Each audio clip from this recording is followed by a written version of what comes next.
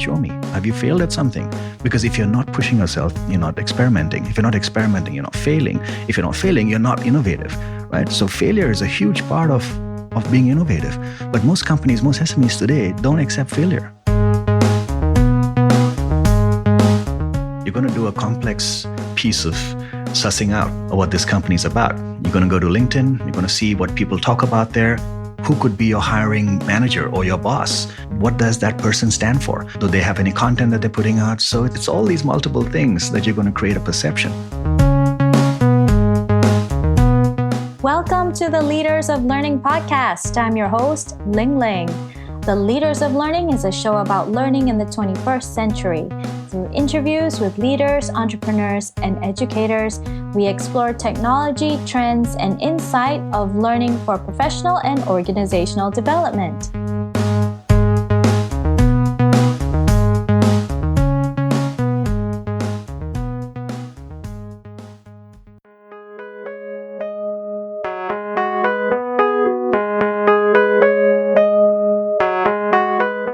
There is a high price to pay when organizations become toxic. Toxic cultures can severely impact the well-being of its employees and the organization, such as high employee turnover, low levels of productivity, losing talents and clients, or even attracting lawsuits due to unaddressed discrimination, abuse, scandals, or corruption.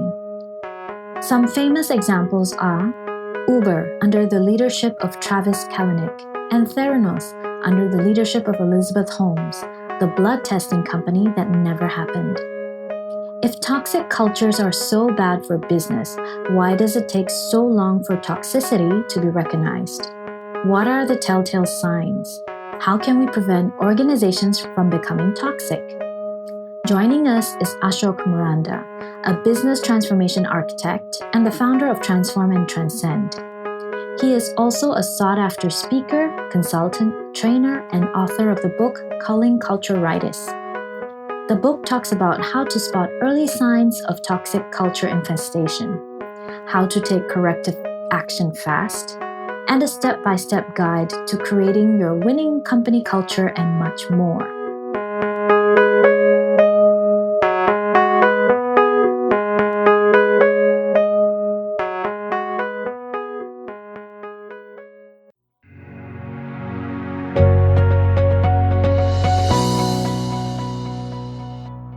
Welcome to the show, Ashok. Thank you for having me, Ling, and nice to be here. Great to have you here. Mind if you could share a little bit more about yourself to our listeners and how did you get to where you are today? Right. So I've been in a corporate role for about 16 years. I spent 10 wonderful years with Disney, working my way up in that company. And then I joined Sony Pictures. And so I was helping friends and CEOs with their companies and, mentoring startups and just trying to find what really I wanted to do. And what I realized was the essence of companies. I think the problem really wasn't really around branding or customer experience or marketing. It was really culture. Because if you don't have this DNA or core essence sorted out in your company, nothing that you do really matters. And so I found that is my calling and what I have to do. I believe it's the one thing that really moves the needle for your business, especially in times like these where everyone's looking to, hire the best talent, retain them, create great work environments where people are passionate. I get this so often. I need passion in my people. I said, look at your culture. Do you have a culture that really drives that nurtures that? And, going back to it, a lot of people, the problem in the market, Ling, is that a lot of companies really haven't thought about culture. It's an afterthought. They leave it to chance. And when you do that, the culture will manage you rather than you managing the culture. And that's a huge problem that we see today. Many companies have culturitis and it drags them down. It's quite ironic, though, because when I do speak to people who are still in corporates, they speak about how the company's culture is like. And when I have friends going into interviews, one of the common questions is, what is the company's culture like? So even though there's a lot of talk around it, but it also sounds like there's not a lot of action taken to manage the culture within an organization. How do you describe what is a toxic culture? So there are many signs. I mean, the outward manifestation is the end result of what we see is, loss of market share, profitability, companies not doing well, very few people applying for positions, the word out there. Today, we're living in a very transparent world. You just have to go to a site like Glassdoor to see how companies are doing, right? In my talks, I always use the fun line. When you go to Vegas, what happens in Vegas stays in Vegas. But what happens in your company doesn't stay in your company anymore. It's all out there. We're living in a new transparent world. So today companies are rated based on their culture. CEOs are rated based on their work ethic and how they work.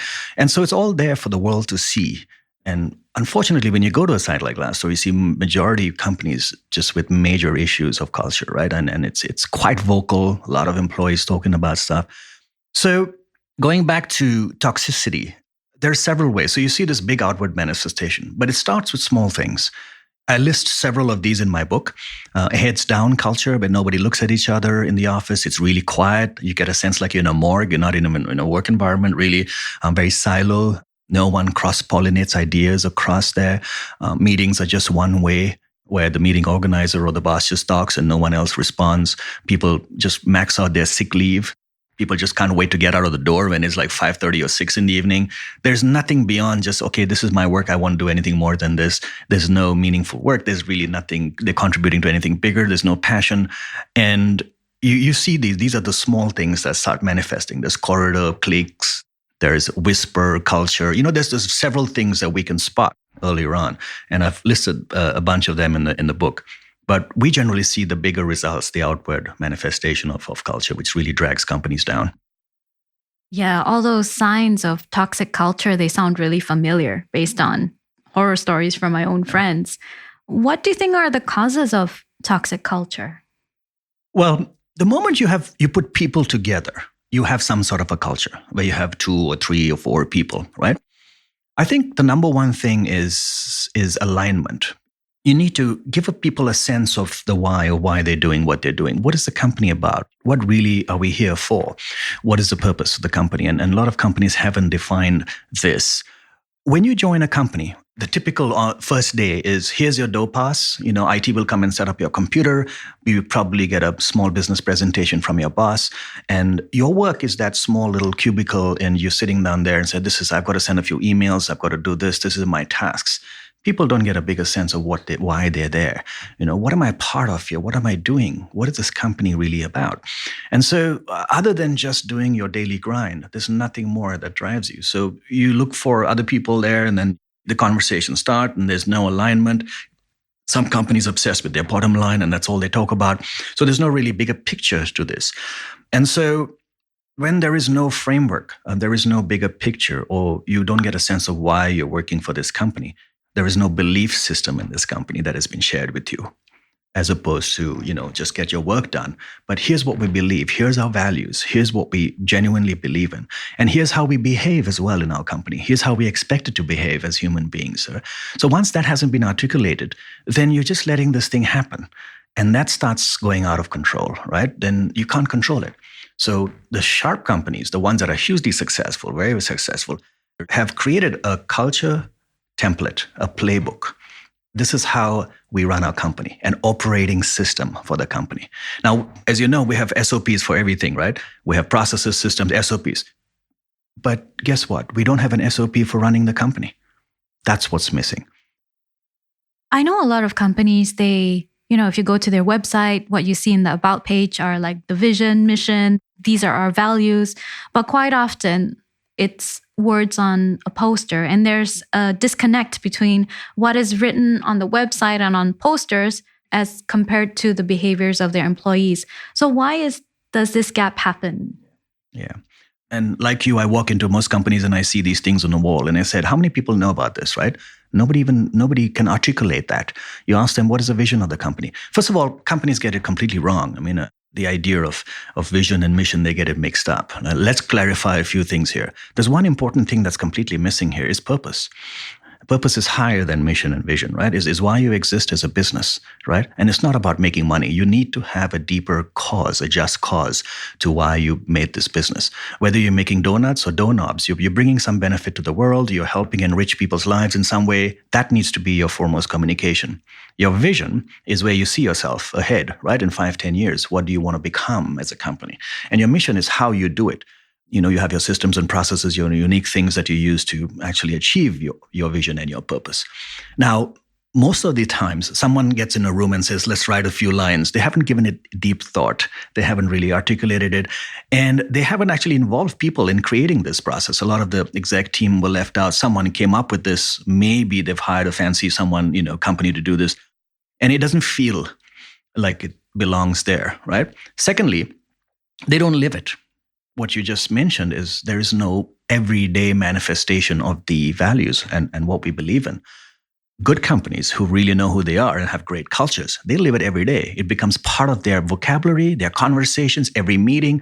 They articulate this. They have culture champions, they're value champions, they bring this to life. And so they literally live it. And people can feel it on the outside as well. Customers feel that passion. They feel, wow, what a lovely company. I come in, people are smiling, they're happy. It radiates internally what is going on. And it's really, really powerful when you get it done. But I totally agree with you. A lot of my work is about fixing what I call the strategic vision, right? Which is the purpose, vision, and mission, and really getting that down, because you don't spend enough time on doing that, then it doesn't permeate down all the way and then living it.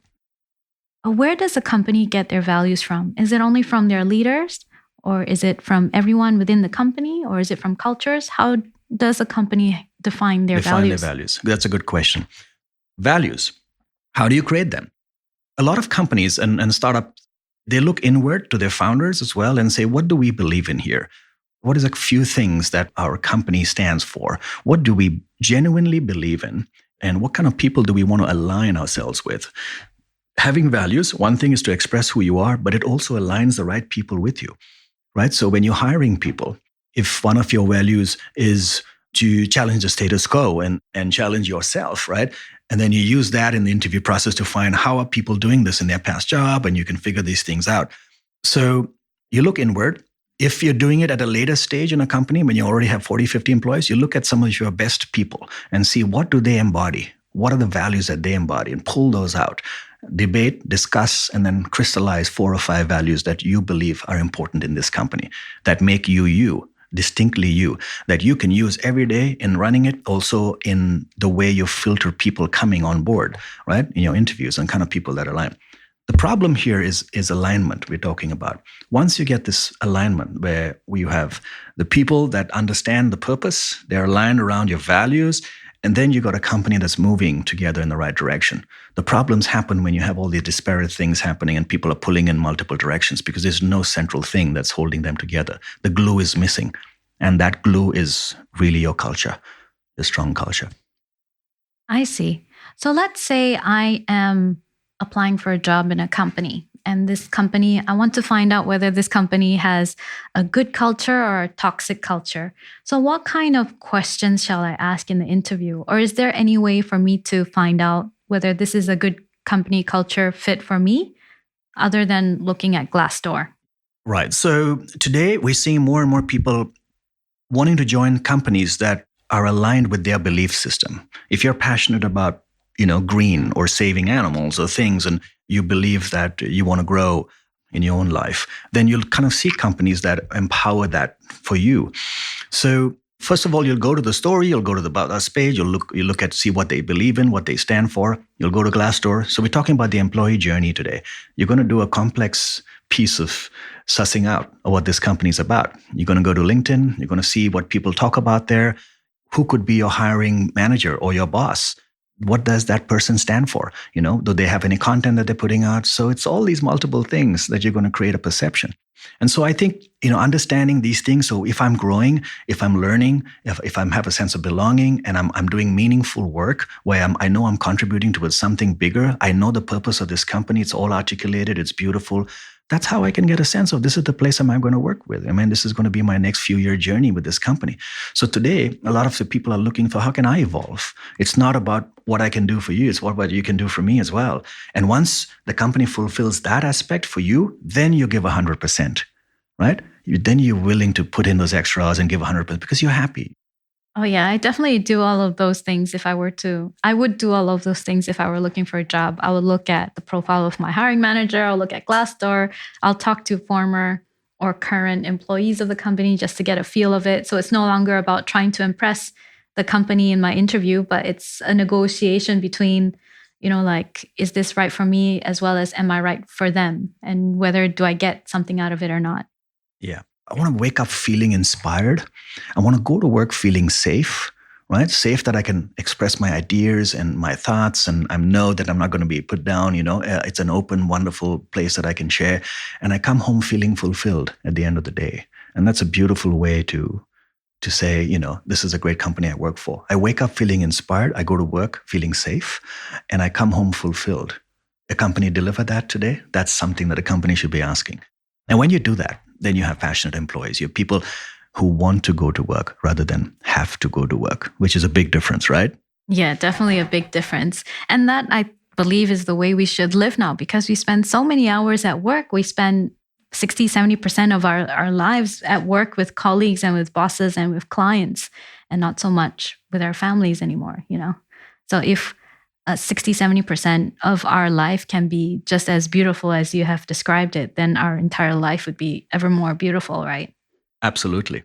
In your work as a business transformation consultant, I'm sure you have encountered clients with toxic cultures. So when helping them with their transformation work, what do you see are the common challenges that prevent them from transforming their culture from a toxic culture to a culture that is more thriving and attractive and innovative and creative? And so it's important to articulate the kind of company that you want to build early on to avoid massive problems later. People hire for positions, to fill positions. They don't hire for culture fit. Okay. Zig Ziglar, do you know about him, right? Yeah. He was one of the gurus of this. And he says we have 120, I think, attributes. He went and did a survey with thousands of CEOs around the world and CFOs in his consulting work. And they said, tell me what you're looking for in people. And they listed all these things. And out of 126, I think 119 was all culture-based, and only 6 or 7 was skills-based. So in effect, what they're telling him is we're looking for people with our culture fit. And that's one of the things that we ignore completely. So let's say I'm just a regular employee in a company, right? And I realize that the company culture is in such a way where it's affecting me negatively. My well-being has decreased. And a lot of it is because of the toxic culture. So quite often, if this happens, the employee themselves will end up leaving for another company. But if, let's say, I choose to want to try to do something and change the culture, what can this regular employee do? Granted, they're not in a leader position, so they don't have authority or influence, but is there anything that this person can do? Well, I think start with yourself first. Make a difference. You can show certain things about yourself, right? And little things like meetings and things, bring things up, talk about it, talk to your peers, talk to HR about it. I think everybody wants to look good, right, in the company. And I think if you're passionate enough, I did that with my previous company. I think you can make change in a small way if you feel that. A lot of people just prefer to just leave, and it's too much of heavy lifting for me to do here at this point. But creating an impact. If you are working with your peers, I think you can start something there, create a little collaborative team and work and then start there. And then other people see, oh, wow, that's interesting what's going on here with these guys. How are they doing this? And you're showing results, and you can actually make change, and hopefully you'll move up in a better position to be able to do that. But having conversations with HR, with your supervisors, with your boss as well, because everybody wants to look good in the company. They don't know, a lot of them don't know how. They feel it's about control and authority, but you can just suggest other ideas. Today it's quite obvious, right? I mean, you go to Glassdoor, you said, this is a company that, look at our ratings, it's not really healthy. Let's do something about it, bring it up, depending on what level you are.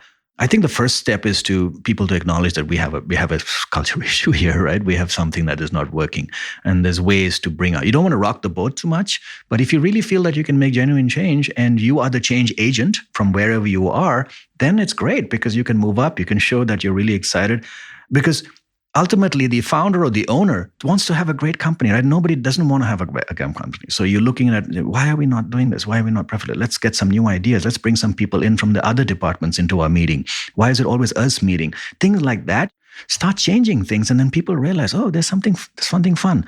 You see the lunch cliques every time, the same group going out. Why don't you bring someone else from different groups there? Try and merge people around, talk about things.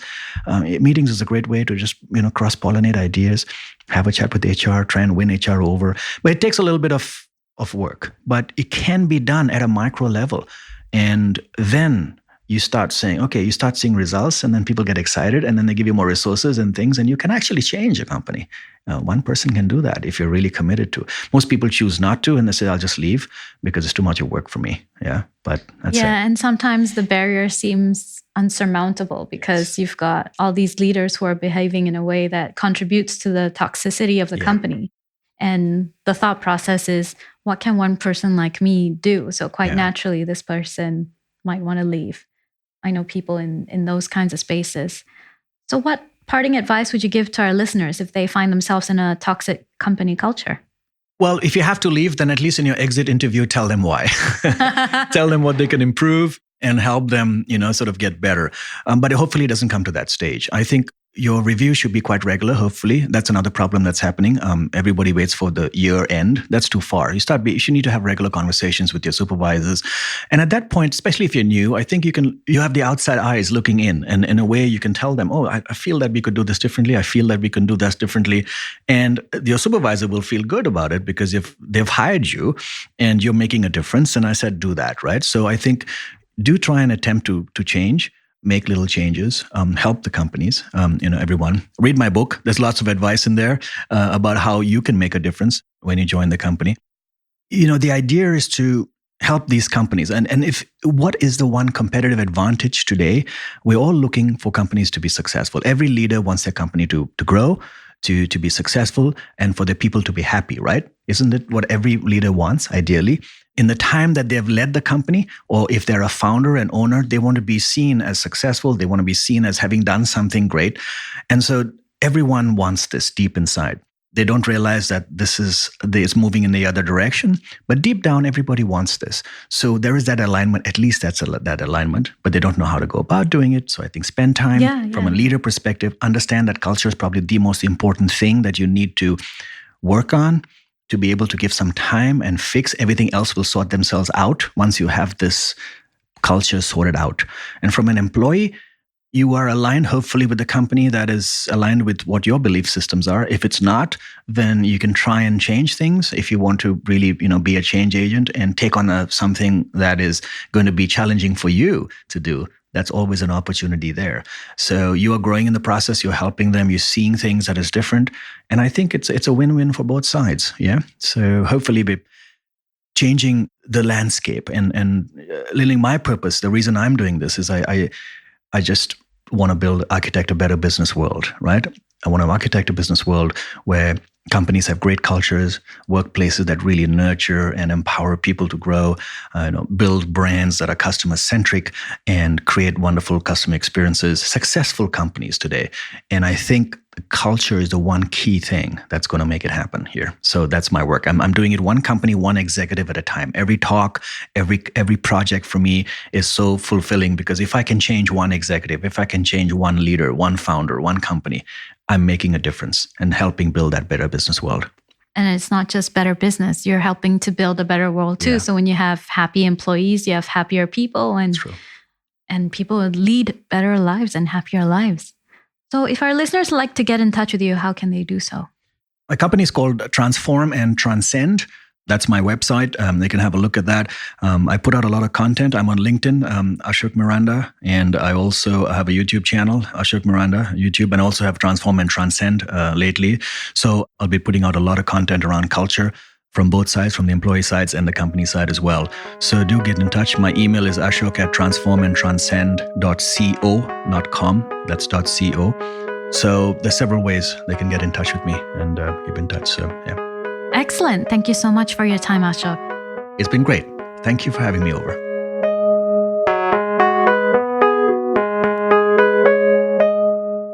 That was Ashok Miranda, a business transformation architect and the founder of Transform and Transcend. We just spoke about curing toxic cultures. In our next episode, we will speak to Philippa Penfold, or simply known as Pip. She is the founder of People Collider with the mission to help HR to build future workplaces by bringing together HR and tech through research and education. We will speak about developing hybrid careers.